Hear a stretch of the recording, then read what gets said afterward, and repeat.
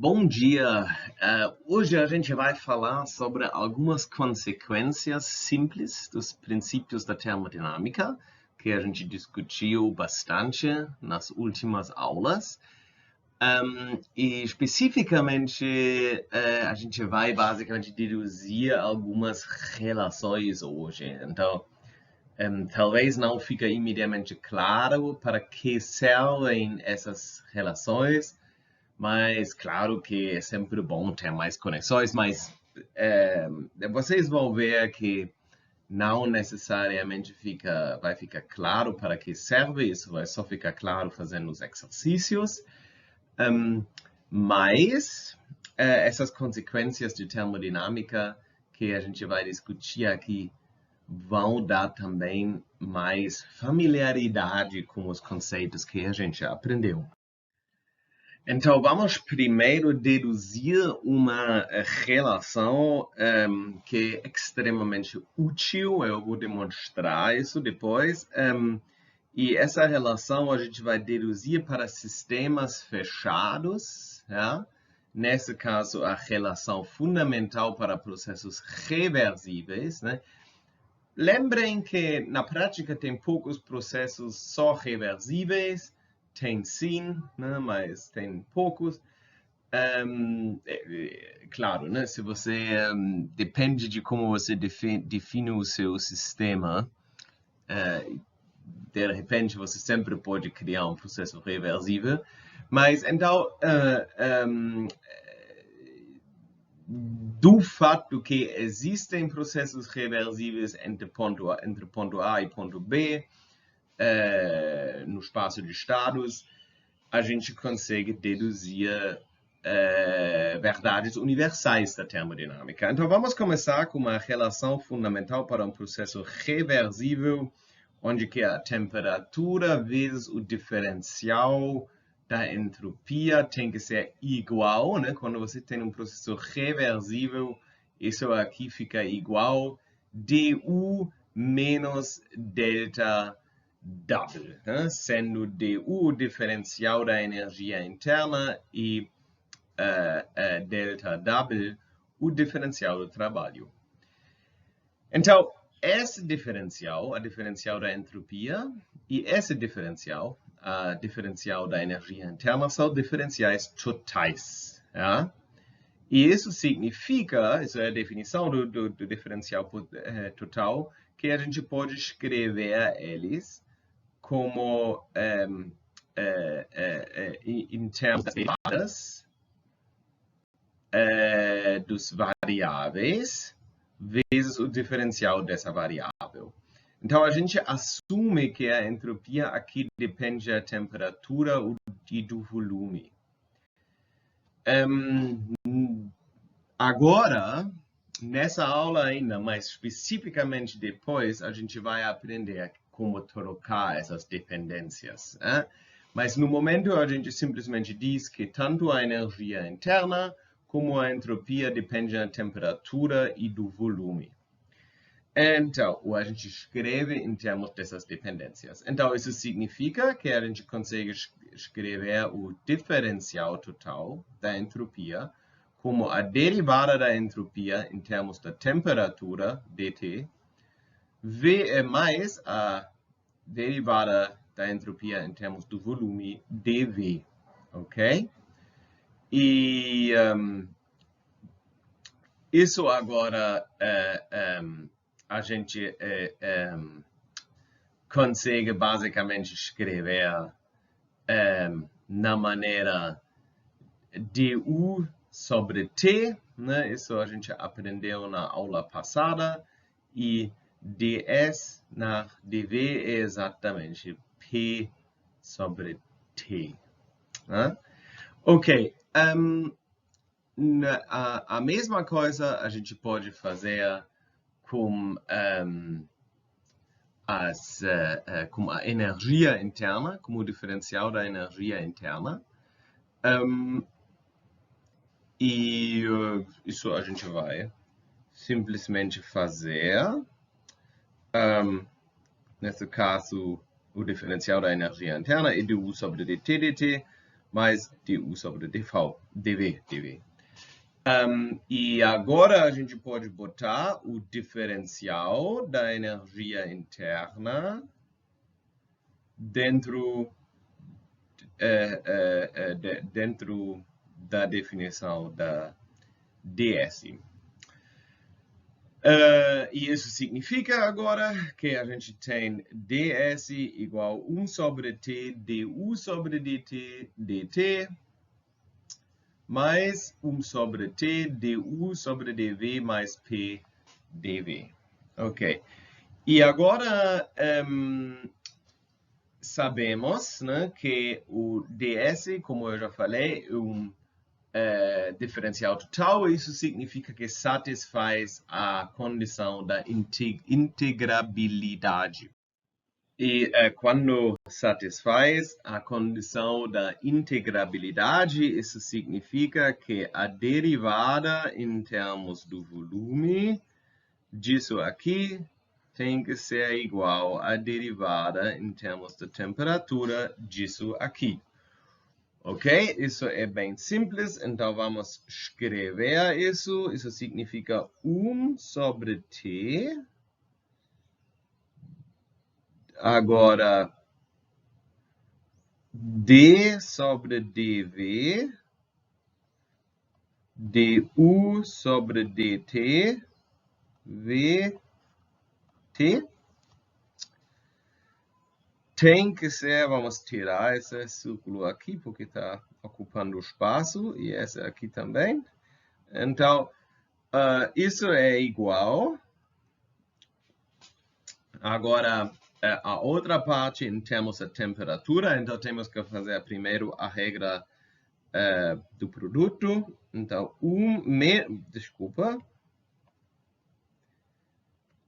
menos 1 sobre t quadrada du sobre dv t mais p mais 1 sobre t vezes, isso agora é d sobre dt, du sobre dv, t, v, mais p sobre t. Ok. Então, a gente sabe que a gente pode trocar aqui a ordem de dv e dv. Isso significa que isso é exatamente igual, porque, de novo, é um diferencial total. Então, isso significa que isso aqui corta com isso. E agora a gente pode multiplicar com t. Isso significa que esse t, ou acho que é melhor a gente multiplicar 2 vezes com t. Então, isso significa que a gente vai tirar isso aqui, e aqui vai ter um t, e isso aqui vai ser tirado também. E agora a gente basicamente já tem a nossa relação final, que deve ser du sobre dv em termos de t igual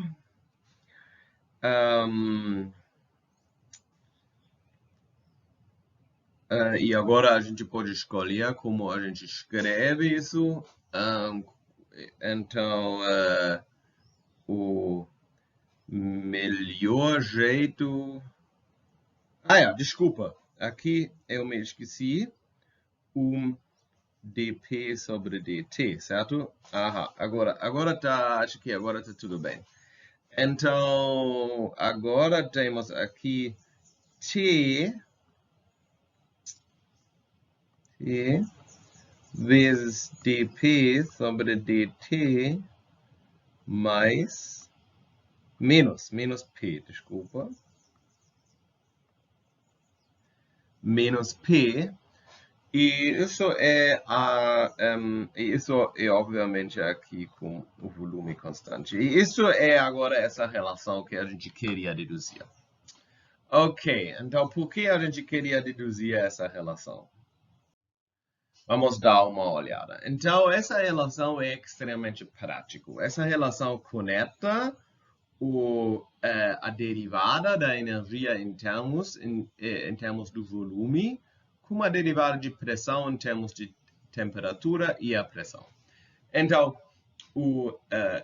vamos começar com o gás ideal. A gente já aprendeu que a lei de Gay-Lussac, que diz que a energia interna do gás ideal não deve depender do volume. Então, se a gente agora lembra que no caso de gás ideal, né, P é igual a N vezes R vezes T sobre V.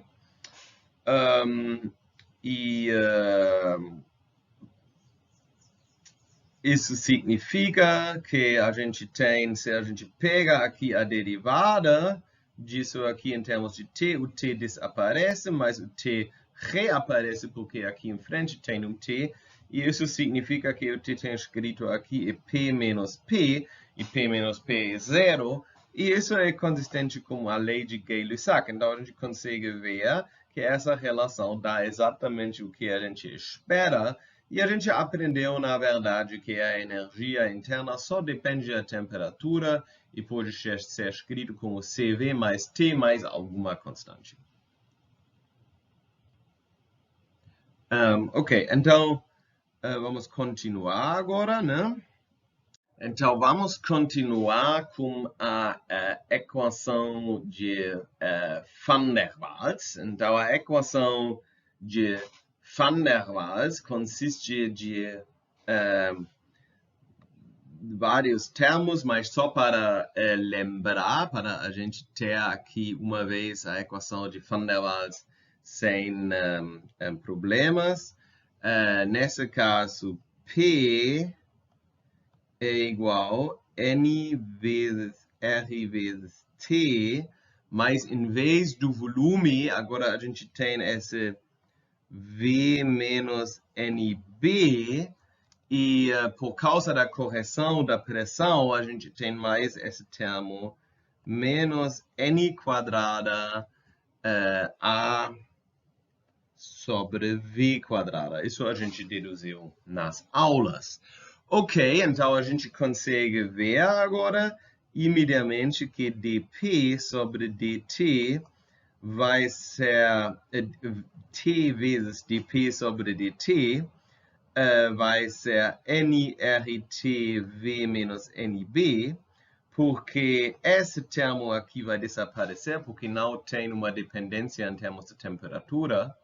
Isso significa que isso aqui menos a pressão, então esse termo vai desaparecer e a gente acaba exatamente com essa ANI quadrada sobre o volume quadrado. E agora a gente consegue ver que por causa da interação entre as moléculas que a gente conhece do gás de Van der Waals, a gente agora tem uma dependência da energia interna do volume que a gente não tinha no caso do gás ideal, e agora a gente tem que a energia interna vai ser a capacidade térmica em termos do volume vezes T, menos esse fator aqui a N quadrada sobre V quadrada em termos do volume, então dV, então a gente tem que pegar o integral disso, mais uma constante.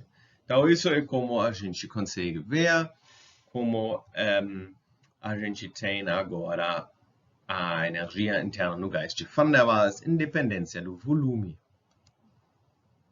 Desculpa. Então, agora vamos continuar com o gás de fótons, que é tão importante para o corpo negro. No caso de gás de fótons, a energia interna é o volume vezes epsilon, que é uma função em dependência da densidade espectral, né? E a pressão também é 1/3 sobre vezes epsilon de T. E agora a gente consegue ver, se a gente pega a derivada em termos de volume disso aqui, a gente tem exatamente epsilon de t, que tem que ser exatamente isso aqui, 1/3 t vezes d epsilon de dt menos 1/3 epsilon t. Então, a gente tem aqui essa constante, como esse prefator, e, na verdade, essa equação diferencial tem uma solução, que epsilon de t é proporcional a t elevado ao quadrado, que é exatamente a lei de Stefan-Boltzmann, que a gente, de novo, conseguiu deduzir dessa relação aqui. Então, vamos agora dar uma olhada na diferença entre as capacidades térmicas, né? Porque a gente tinha aprendido que Cp menos Cv pode ser escrito como a derivada da energia interna em termos do volume mais a pressão vezes a derivada do volume em termos da temperatura. Mas agora, com essa relação, a gente pode simplificar essa expressão para T vezes dp dt vezes dv dt. E essa expressão é algo que é extremamente útil se a gente lembra a definição da expansão térmica, beta. Isso a gente já tinha. Térmica. Desculpa que eu escrevo numa maneira tão ruim.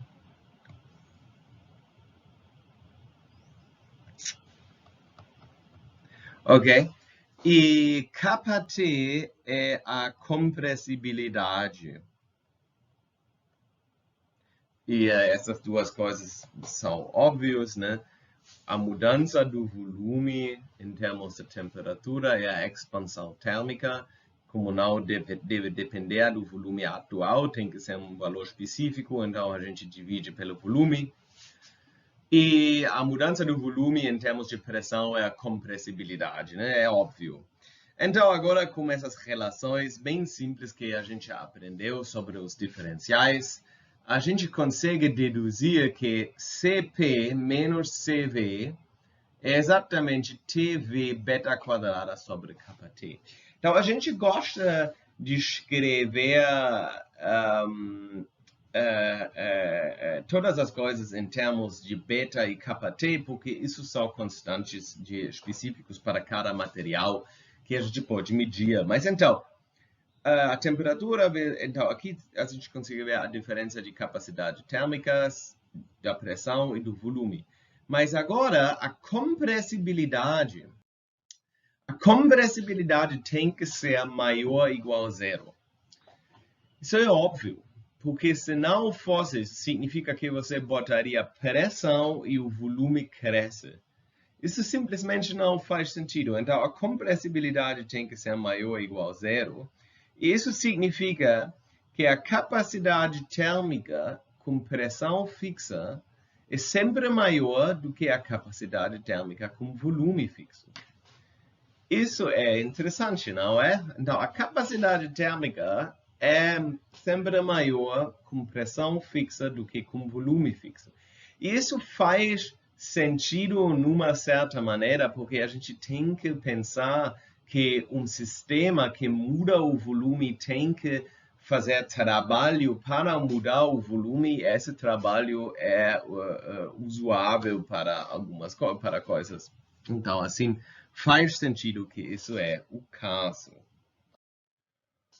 Ok, agora vamos finalizar essa parte da aula, com as equações TdS, que a gente não vai deduzir aqui, mas vocês conseguem ler eles no Nolting, e lá tem também discutido mais algumas consequências que a gente não vai discutir aqui, mas então a gente consegue ver que se a gente tem a nossa entropia, que a gente normalmente escreve em termos de T e V, facilmente sai do primeiro princípio da termodinâmica e do primeiro equação fundamental da termodinâmica, do que a gente já fez, essa relação aqui, que TdS é igual a capacidade térmica com volume fixo vezes o diferencial da temperatura, mais a temperatura vezes beta sobre kT, mais o diferencial do volume. Mas então, às vezes, é mais fácil não medir a temperatura e o volume, mas a temperatura e a pressão. A física não muda nesse caso, mas a gente tem outras variáveis que determinam agora a nossa física. E para fazer isso, a gente deve aproveitar o fato que dV também tem que ser um diferencial total. Então, a gente consegue escrever a dV como dV sobre dt vezes dt e dV sobre dp sobre dp. E assim, como um pouquinho de aritmética fácil, a gente pode reescrever a nossa relação de TdS na maneira assim, que nesse caso, na verdade, o que sai vai ser a capacidade térmica com pressão fixa menos TV beta dp. Ou para esse Vp, de novo, o mesmo princípio, essa vez a gente quer tirar o diferencial da temperatura. O diferencial da temperatura é um diferencial total e a gente pode escrever isso nessa maneira. E a gente chega mais numa equação TdS. Então, isso são as equações TdS que são extremamente úteis na prática.